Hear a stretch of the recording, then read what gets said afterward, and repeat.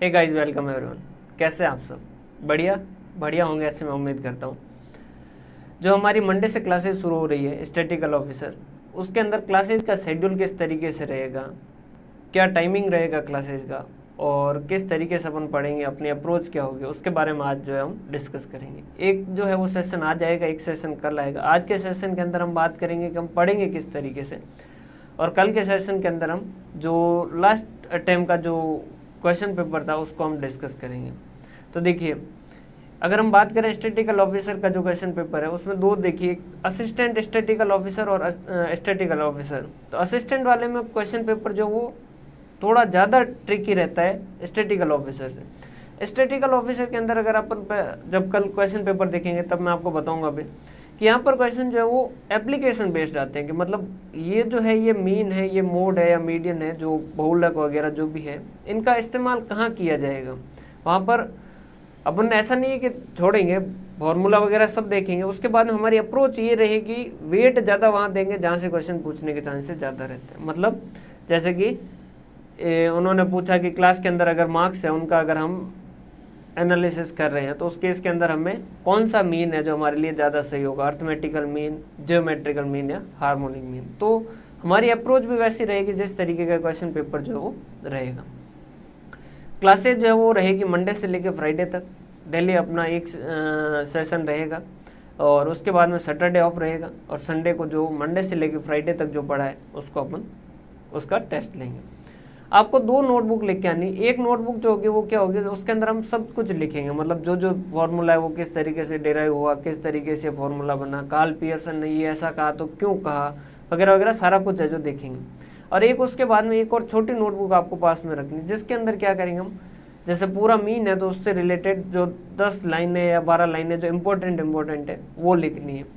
और ये जो छोटी वाली नोटबुक है इसको आपको कंटिन्यूसली हमेशा सुबह उठ के 5 मिनट या 7 मिनट लगेंगे, 5 से 10 मिनट लगेंगे मान लीजिए मैक्सिमम, उसके अंदर आपको क्या करना है, इसको रिविजन करना है, ताकि आपकी सब्जेक्ट के ऊपर पकड़ जो वो बने। देखिए, यूँ अगर हम देखें तो अब एक सीधा दिमाग के अंदर क्वेश्चन आता है कि यार ये स्टेट्स क्यों पढ़ते हैं। अगर हम इसी अप्रोच से पढ़ेंगे ना तो हमें पूरी चीज़ें रटनी पड़ेगी, लेकिन आपको समझना होगा कि स्टेट्स बहुत ज़रूरी है। क्यों ज़रूरी है? जैसे मनरेगा के अंदर हर व्यक्ति को कितने रुपए दिए जाने चाहिए, तो अब ये कैसे पता चलेगा एक आदमी औसत एक दिन के अंदर उसको कितने रुपए हो तो वो अपना जो गुजारा है वो सही तरीके से कर सकता है। ये कैसे पता चलेगा? ये हमें पता चलेगा डाटा से। और डाटा जो है वो अगर सीधे डाटा दे दिए, रॉ डाटा, मतलब कि नॉर्मल एक जो है वो 50,000 कमा रहा है, एक 10,000 कमा रहा है, एक 5,000 कमा रहा है, एक 7,000 कमा रहा है, तो उससे हम ज़्यादा एनालिसिस नहीं कर पाएंगे। लेकिन अगर उसी डाटा को हम कुछ इंटरप्रेट करें, मतलब उसको कुछ हम समझे, उसका कुछ निष्कर्ष निकालें, और फिर उसके बाद में अगर हम डिसीजन लें तो हमारे डिसीजन जो वो ज़्यादा साउंड होंगे। कैसे? जैसे कि भारत के जो 10% लोग हैं उनके पास भारत की 90% वेल्थ जो है वो रख रखी है, और जो बाकी की जो 10% वेल्थ है वो 90% लोगों के पास है। मतलब ये डाटा अगर इस तरीके से हम एनालिसिस करें, इस तरीके से पढ़े, तो हमें ये चीज़ समझ आएगी कि हाँ, हमारे अंदर जो है वो डिफरेंस बहुत ज़्यादा है इनकम का, कि कोई जो है वो बहुत ज़्यादा पैसे वाला और कोई जो है वो बहुत ज़्यादा गरीब है। तो ये जो है ये हम यहाँ पर क्या कर रहे हैं, स्टेट्स का किस तरीके से इस्तेमाल करेंगे वो साथ ही साथ देखेंगे, ताकि हमें समझ आए कि ये स्टेट्स कहाँ यूज हो सकती है।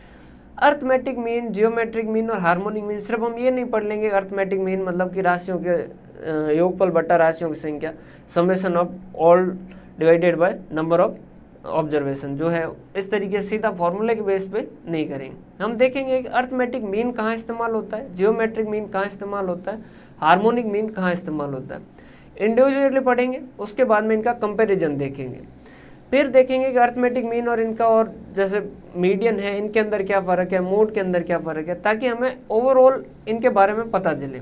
कल हम जब पेपर देखेंगे तब आपको और ज़्यादा क्लियर समझ आएगा कि ये बहुत ज़रूरी है।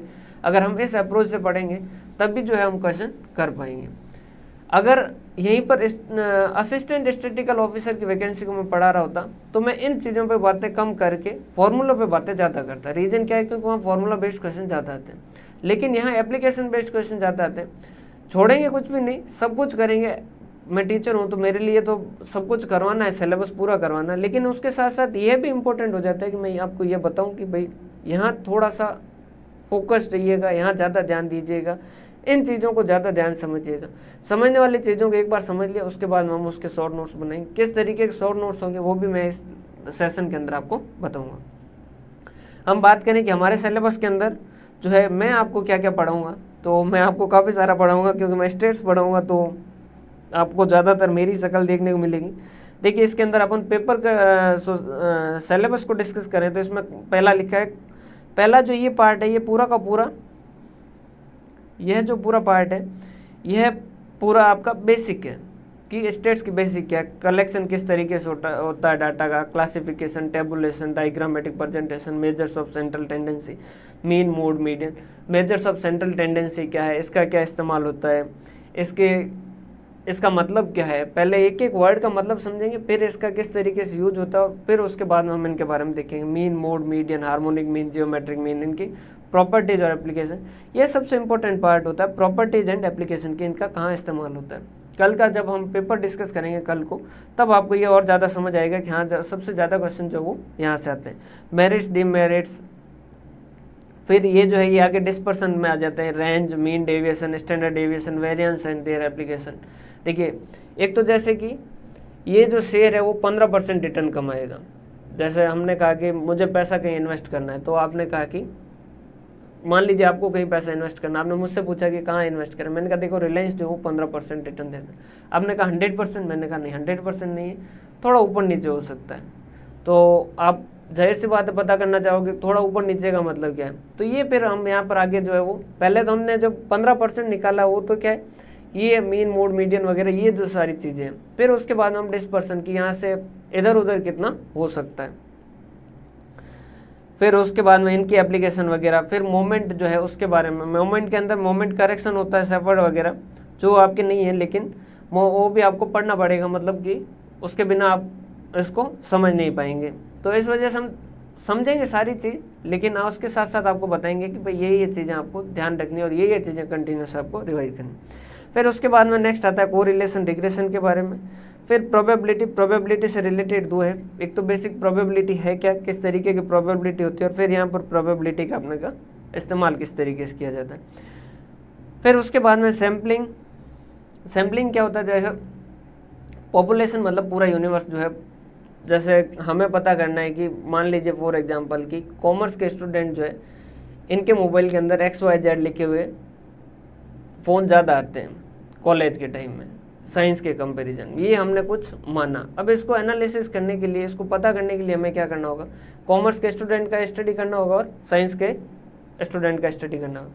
लेकिन ऐसा तो नहीं कर सकते पूरे भारत में सब कॉमर्स के स्टूडेंट उनके मोबाइल के अंदर जाके चेक करें कि क्या इनके ऐसा कुछ हो रहा है या नहीं हो रहा है, सारे साइंस वालों के नहीं। तो हम क्या करेंगे, उसमें से पूरों का स्टडी तो कर नहीं सकते, तो हम क्या करते हैं कुछ टुकड़े लेते हैं, मतलब कुछ भाग लेते हैं और उसके ऊपर स्टडी करते हैं। लाइक जैसे कोरोना की अगर वैक्सीन आई, तो कोरोना की वैक्सीन में हमने ऐसा थोड़ी किया कि पहले पूरी दुनिया को वैक्सीन लगा तो फिर देखेंगे एक साइड इफेक्ट क्या होता है, नहीं। तो हमने साइड इफेक्ट को स्टडी करने के लिए कुछ पार्ट उठाया और उसके ऊपर हमने क्या किया, हमारे जो भी एक्सपेरिमेंट करने थे। तो ये जो छोटा सा पार्ट है ये क्या है, सैम्पलिंग। इस सैम्पलिंग डिस्ट्रीब्यूशन के बारे में हम बात करेंगे। फिर मल्टीवेरिएट एनालिसिस है, फिर थ्योरी ऑफ एस्टिमेशन है, टेस्टिंग ऑफ हाइपोथेसिस है। हाइपोथेसिस मतलब क्या होता है, हमने कुछ माना। हाइपोथेसिस का मतलब क्या होता है, हम कुछ न कुछ मानते हैं, फिर उसको हम टेस्ट करते हैं। देखिए आज के टाइम के अंदर आप अलग अलग कोर्सेज देखोगे ना, जैसे केमिस्ट्री में भी देखोगे, चाहे मतलब साइंस में देखोगे, चाहे कॉमर्स में देखोगे, चाहे आर्ट्स में देखोगे, जो भी वैकेंसी आती है उसके अंदर स्टेट्स जो है वो ज़्यादा आती है। रीज़न क्या है, क्योंकि स्टेट्स सिर्फ यहाँ इस्तेमाल नहीं होती है कि भाई स्टेट्स एक अकेला नहीं है, स्टेट्स हर जगह इस्तेमाल होता है। लाइक जैसे मान लीजिए न्यूटन को अपनी कोई थ्योरी है जो प्रूव करनी थी कि भाई जो भी ऊपर से चीज़ जो भी गिरती है वो नीचे की साइड में गिरती है, जो पृथ्वी है उसके अंदर गुरुत्वाकर्षण की शक्ति होती है, इस तरीके का उसने एक चीज़ मानी। अब वो इसको जब स्टडी करेगा तो उसको क्या करना होगा, स्टेट्स का इस्तेमाल करना होगा। उसने कुछ चीज़ें मानी है, फिर वो अपना ऑब्जर्वेशन कैलकुलेट करेगा, फिर पता करेगा कि क्या एक्चुअल में ऐसा होता है या नहीं होता है। सब चीज़ें नहीं करके थोड़ी चीज़ों पे वो इस तरीके की स्टडी करेगा और फिर वो बताएगा कि भाई हाँ ये सही है या नहीं है। फिर उसके बाद में क्या करेगा कि फिर उसने जो डिसीजन लिया है क्या वो डिसीजन जो है वो सही है या नहीं है। क्योंकि उसने पूरा पॉपुलेशन नहीं लिया, मतलब सबको स्टडी नहीं किया, सब पूरी दुनिया की सब चीज़ें ऊपर नहीं उछाले, उसने कुछ चीज़ें ऊपर उछाली। तो कहीं ऐसा तो नहीं वो जो डिसीजन ले रहा है वो गलत हो। तो ये सारे क्या होते हैं फिर टेस्टिंग ऑफ हाइपोथेसिस के अंदर आते हैं। फिर non parametric test, design of sample survey, sample किस तरीके से लेना चाहिए, डिज़ाइन ऑफ एक्सपेरिमेंट, और फिर ये आपके आइसोलेटेड चैप्टर टाइप के आते हैं। ये तो जो है यहाँ से यहाँ तक का जो पोर्शन था वो कंटिन्यूस था, मतलब कि ये जो सारा जो है वो एक ही सीक्वेंस में चलता है। मतलब पहले आपने मीन मोड मीडियन निकाले, फिर 2 सीरीज़ का रिलेशन देखा, फिर उसके बाद में प्रोबेबिलिटी फिर भी साइड में चला जाता है, फिर आपने उसमें से सैंपल लिया, सैंपल के हिसाब से उसका आपने एस्टिमेट वगैरह किया, हाइपोथेसिस लिया वगैरह, इस तरीके का। ये फिर पर्टिकुलर अकेले चैप्टर आते हैं, जैसे टाइम सीरीज एनालिसिस, मतलब कि जैसे 2011, 2021, 2031, ये इस तरीके से कहते हैं। जैसे बीडे कहता है कि हमारे ज़माने में ये होता था, आज के ज़माने में ये नहीं हो रहा है। गोकुलधाम सोसाइटी का जो तारक मेहता का उल्टा चश्मा, वो कहता है हमारे ज़माने में, तो उनके ज़माने में और हमारे ज़माने में क्या डिफरेंस आया, ये क्या है, टाइम सीरीज है। हम यहाँ पर क्वालिटी वाली बात कर रहे हैं, बाकी एक्चुअली यहाँ पर हम क्वांटिटी की बात करते हैं। भाई उस वक्त क्या था, इस वक्त क्या है, उस वक्त एग्रीकल्चर क्या सेक्टर था, आज के टाइम एग्रीकल्चर सेक्टर का क्या प्रपोर्शन है, सर्विस इंडस्ट्री का किस तरीके से, तो वो क्या कहलाता है, टाइम सीरीज। फिर उसके बाद में आता है इंडेक्स नंबर। ये जो है टाइम सीरीज और इंडेक्स नंबर देखने में आपको क्या लगेंगे, एक जैसे ही लगेंगे। इंडेक्स नंबर अगर आपने पढ़ा ही होगा कैपिटल जो गेन है इनकम टैक्स के अंदर, तो उसके अंदर आपने देखा होगा कि जब कैपिटल गेन कैलकुलेट करते हो लॉन्ग टर्म, तो उसके अंदर आप क्या करते हो, इंडेक्सेशन यूज करते हो। इंडेक्सेशन के अंदर क्या करते हो, इंडेक्स पॉइंट यूज करते हो, 289, 301 वगैरह, ये जो है कि 2000 का जो है वो 100 मानेंगे और ये इस तरीके से। तो वो क्या है, इंडेक्स नंबर है। वो क्या है, इंडेक्स नंबर। मतलब कि जैसे यूँ समझ लीजिए महंगाई कितनी बढ़ी वगैरह, तो वहाँ पर क्या है, ये इंडेक्स नंबर जो है वो इस्तेमाल होते हैं। और फिर उसके बाद में हम एक टॉपिक जो वो वाइटल स्टैटिक्स है, और फिर एक है statical organisation in India. Vital statics मतलब कुछ इंपॉर्टेंट जो मुद्दे हुए हैं उनके बारे में हम देखेंगे एक भी। जैसे भारत के अंदर सेक्स रेशियो क्या है, मतलब कि 833 जो है वो गर्ल्स है पर 1000 बॉयज़ पे। तो ये इस तरीके की स्टडी, ये क्या है, एक वाइटल स्टैटिक्स। या फिर 1 लाख लोगों में से कितने लोगों की मृत्यु होती है, कितने जो है वो बच्चे जो वो जन्म के टाइम में वापस उनकी डेथ हो जाती है, पॉपुलेशन के अंदर इंक्रीज कितना हो रहा है, एक्सपेक्टेड भारत के अंदर एक आदमी कितने साल तक जीता है। तो ये सारा जो है वो किस में आएगा, वाइटल स्टैटिक्स, मतलब कि जो इंपॉर्टेंट जो भी चीज़ें होती हैं उनके बारे में स्टडी करना। और फिर है statical organisation of India. Bharat का जो डाटा है वो कौन तैयार करता है। अभी जो एक बीच के अंदर विवाद चला था CAA की जो है वो बिल लेके आ रहे थे, NRC वगैरह, तो ये जो है उसके ऊपर वो किससे रिलेटेड था, स्टेट्स के रिलेटेड था कि मतलब हम डाटा तैयार कर रहे हैं कि भारत के अंदर जो लोग हैं वो कौन कौन रह रहे हैं, किस किस तरीके से रह रहे हैं।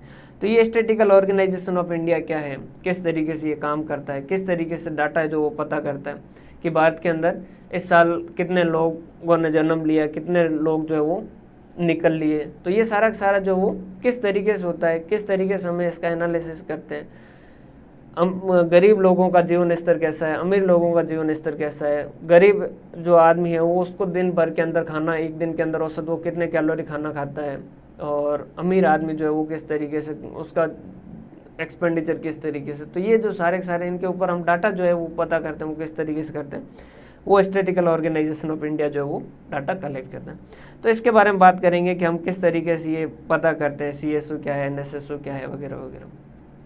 अगर आप थोड़ा बहुत न्यूज़पेपर वगैरह पढ़ते होंगे तो वहाँ पर आपने देखा होगा जैसे MP लेड स्कीम है, MLA लेड स्कीम है, तो ये उसके अंदर अभी आपने देखा होगा उसके अंदर जो उनको फंड भी प्रोवाइड करता है वो कौन सा डिपार्टमेंट करवाता है, स्टैटिकल डिपार्टमेंट। रीज़न क्या है, क्योंकि जिसके पास डाटा वही डिसीजन ले सकता है। तो यहाँ पर हमारी जो अप्रोच है वो स्टेट्स को लेके ऐसी नहीं है कि स्टेट्स को हम सिर्फ एक फॉर्मूला बता दिया और फिर आपको कह दिया कि बस ये रट लो और ये हो जाएगा, नहीं, उससे ये एग्जाम नहीं होना है। अगर असिस्टेंट स्टैटिकल ऑफिसर का होता तो 100% आप उससे कर लेते, फॉर्मूला रट वगैरह के कर सकते थे। लेकिन ये जो है ये पेपर इस तरीके का, इसका पैटर्न इस तरीके का, आपको समझना होगा कि कहाँ इस्तेमाल होता है, किस तरीके से इस्तेमाल होता है, तभी जाके ये आपका काम बनेगा। तो हम इसके बारे में बात करेंगे। अब जो है आपको क्या करना है, 2 नोटबुक रखनी है। एक तो नोटबुक जो है वो क्या होगी, जिसके अंदर आपको सारी बातें लिखनी है, मतलब जो भी क्लास के अंदर डिस्कस किया। उसके बाद में अगर आप कोई एडिशनल बुक अगर आप रेफर कर रहे हैं, जैसे आपकी इच्छा अगर आप करते हैं तो, वैसे ऐसा नहीं है कि इसके बाहर कुछ जाएगा, इसके हम कुछ भी छोड़ देंगे, ऐसा कुछ भी नहीं होगा। लेकिन फिर भी अगर किसी को लगता है कि नहीं यार मुझे थोड़ा और एफर्ट देना चाहिए, तो उस केस के अंदर अगर आप और कोई बुक लेते हैं तो उस केस के अंदर उस बुक से भी अगर आप कुछ पढ़ना चाहे तो पढ़ें, तो वहाँ से भी कोई अगर इम्पोर्टेंट बात पता चले तो आप उस बुक के अंदर लिखें। और अगर नोटबुक बनाते हैं तो 2 बातें तो ध्यान रखिएगा, एक तो स्पाइरल वाली लीजिएगा ताकि अगर कल को कोई नया पॉइंट आ जाता है चैप्टर के अंदर तो आप उसके अंदर ऐड कर सकें। और एक अगर आपकी फाइनेंशियल पोजीशन ठीक ठाक है तो उसके इसके अंदर एक ही साइड लिखें। रीज़न क्या है, क्योंकि आपके पास मुश्किल से 2 नोटबुक लगेगी। अगर बात करें तो एक तो छोटी सी जो अपने समरी टाइप होगी और एक बड़ी नोटबुक, तो ये 2 नोटबुक लगेगी।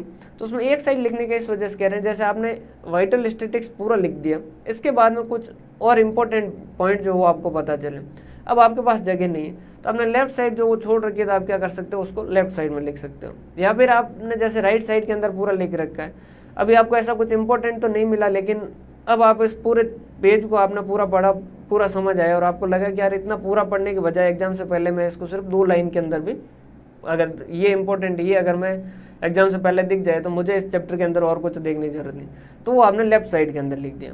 तो कोशिश करें कि एक साइड में ही लिखें अगर आपकी फाइनेंशियल पोजीशन आपको ये अलाउ करती है तो। क्लासेज लाइव जो रहेगी वो यहाँ पर एब्सोल्युटली फ्री रहेगी, जो देखना चाहे, किसी को भी ऊपर कोई भी बर्डन नहीं है, आप आराम से देखिए। क्लासेज के साथ नोट्स बनाना चाहे तो नोट्स बनाइए, ये सब के लिए फ्री है। अगर आप कुछ कम पढ़ चाहते हैं कि भाई नहीं मैं इसके बाद में मैं क्लास टाइमिंग के बाद में भी जब चाहूँ तब लेक्चर देख सकता हूँ, तो उस केस के अंदर आप हमारी वेबसाइट पर, जिसका लिंक डिस्क्रिप्शन में दे रखा है www.1exam.in पे, या हमारी ऐप के ऊपर जाके आप उसको क्या कर सकते हो, परचेज कर सकते हो। वेबसाइट से आप परचेज करेंगे तो ऐप के ऊपर हम क्या कर देंगे, उसको ऐड कर देंगे आपको कोर्स के अंदर, तो आप जब चाहे तब देख सकते हैं। और अगर आप परचेज करते हैं तो उसके इसके अंदर आपको एडिशनल बेनिफिट ये भी होगा कि संडे का टेस्ट वगैरह जो वो आप दे सकते हैं, और मॉक टेस्ट वगैरह और एक्स्ट्रा प्रैक्टिस के लिए क्वेश्चन जो वो आप कर सकते हैं। बाकी क्लासेज जो एब्सोल्युटली फ्री रहेगी, जो भी देखना चाहे वो देखें आराम से, उसके अंदर कोई दिक्कत वाली बात नहीं है। नोट्स जो है वो मैं आपको बता देता हूँ कि देखिए, एक तो लेंथी नोट्स जो होते हैं वो होंगे ही क्लास के अंदर, जो नॉर्मली होते हैं वो तो होंगे ही, जो अपन बनाते हैं, जो पूरा एक एक फार्मूला कैसे बना, सिग्मा एक्स जो है वो यहाँ पर सिग्मा एक्स सी क्यों यूज हुआ है वगैरह वगैरह, वो तो सारा हम देखेंगे। उसके अलावा हम लास्ट के अंदर ये जो है इस तरीके से शॉर्ट नोट्स जो है वो बनाएंगे। ये आपके लिए एग्ज़ाम से पहले, आपको एग्ज़ाम से पहले सिर्फ ये चीज़ें देखनी है कि भाई ये सेंट्रल टेंडेंसी, पोजिशनल के अंदर 2 हो गए, मीडियन और मोड, ये इस तरीके से, फिर फॉर्मूले इनके जो भी है, और ये मीडियन की प्रॉपर्टीज मेन कि सिग्मा एक्स माइनस एक्स बार जब होता है तो मिनिमम होता है, ओपन एंडेड के अंदर ये बढ़िया रहता है, मोस्ट अप्रोप्रिएट है जब इन क्वालिटेटिव डाटा है। तो ये डिस्कशन कंप्लीट होगा, उसके बाद में ये जो है ये शॉर्ट नोट्स है, मतलब इसके बाद में आपको इसको देखना है कि भाई हाँ, और ये जो पेज है, जैसे ये टोटल पूरा आपका जो स्टेट्स है वो 20 या 30 पेज के अंदर होगा, जिसको आपको कंटिन्यूसली डेली 10-10 मिनट जो आपको पढ़ना है। मंडे से फ्राइडे तक अच्छे से पढ़ेंगे, सैटरडे ऑफ रहेगा जब आपको पूरा रिवीजन करना है, और संडे को अपन क्या कर लेंगे, इसका टेस्ट ले लेंगे। ये अपना पैटर्न रहेगा, इसी तरीके से अपन पढ़ेंगे। बाकी अगर आपका कोई सुझाव हो कि इससे रिलेटेड की और क्या किया जा सकता है, तो कमेंट बॉक्स आपके लिए हमेशा खुला है, उसके ऊपर आप कमेंट कर दीजिएगा, तो हम ज़रूर पढ़ेंगे उसको। और अगर कोई अच्छा सजेशन हुआ तो ज़रूर ज़रूर ज़रूर हम इम्प्लीमेंट करने की कोशिश करें। ऐसे क्लास को यूँ समझिए कि आप अपने भाई से पढ़ रहे हैं, एज ए फैमिली मेम्बर से पढ़ रहे हैं, और उसी तरीके से अटैचमेंट मेरे साथ भी रखिएगा, अटैचमेंट स्टेट्स के साथ भी रखिएगा, दोनों ज़रूरी है। मेरे साथ अटैचमेंट रखिएगा ताकि मेरी बात आप आसानी से पकड़ पाएँ, और स्टेट्स के साथ भी अटैचमेंट रखिएगा, उससे भी उतना ही प्यार कीजिएगा जितना आप इस उम्र में बाकी किसी और से कर रहे हैं, उतना उतना प्यार स्टेट्स से कीजिएगा, ताकि स्टेट्स की कही हुई बातें भी आपको समझ आए। आप जिनकी खामोशियों को समझ पा रहे हैं, वैसा वैसा स्टेट्स से प्यार करोगे तो स्टेट्स की भी खामोशियाँ आपको समझ आने लगेगी। ये सारी बातें हैं। बाकी मंडे से विधिवत क्लासेस शुरू होगी। कल अपना एक लेक्चर और आएगा जिसके अंदर हम जो है जो लास्ट 2018 का जो पेपर था उसको डिस्कस करेंगे। क्लियर है? आज का हम अभी इतना ही करते हैं सेशन, नहीं तो ज़्यादा लेंथी हो जाएगा। तो हंसते रहिए, मुस्कुराते रहिए। बाकी और कोई आपके सुझाव हो तो ज़रूर ज़रूर ज़रूर कमेंट बॉक्स के अंदर लिखें। बहुत बहुत धन्यवाद। अपने साथियों के साथ अगर ये पसंद आता हो तो उसके इसके अंदर आप अपने साथियों के साथ शेयर ज़रूर कीजिएगा और अपने रेस्पॉन्स ज़रूर हम तक पहुँचाइएगा कि आपको जो है उसके अंदर और कुछ इम्प्रूवमेंट अगर आपको लगता है कि किया जा सकता है तो वो भी आप ज़रूर बताइएगा। बहुत बहुत धन्यवाद।